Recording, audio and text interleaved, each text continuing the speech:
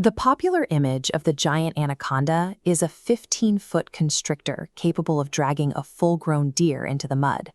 But the reality of their beginning is far more fragile.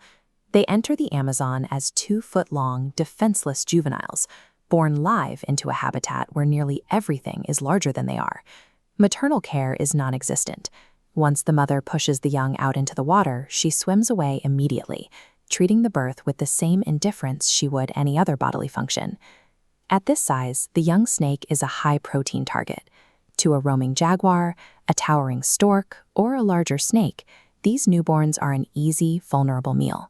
Most anacondas never make it past their first week. Surviving requires navigating a landscape where the odds are stacked heavily against them from the moment they hit the water. For a juvenile, the murky, brown river water is its only safety. By staying submerged, it disappears from the sight lines of the predators patrolling the banks. This specific skin pattern provides disruptive camouflage. Alternating green and brown patches break up the snake's outline against the riverbed. From a prey's perspective, the snake is nearly invisible against the vegetation, allowing it to strike without triggering a flight response. Graduation to larger prey is a violent learning process. A young snake coiling around a capybara may find itself dragged force and more about perfecting the ambush.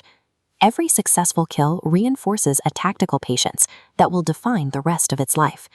Eventually, the anaconda crosses the 15-foot threshold.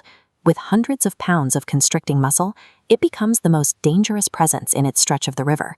Its diet expands to include deer, wild pigs, and caimans.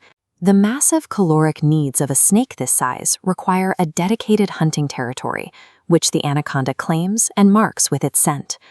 This solitary existence only breaks during the breeding season. The snake leaves its territory to follow chemical scent trails through the swamps, searching for a mate.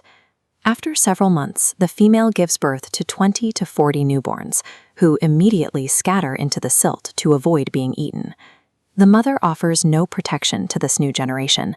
She returns to her territory, leaving the young to face the same high-stakes survival gauntlet she once navigated. Decades of explosive growth eventually take a toll.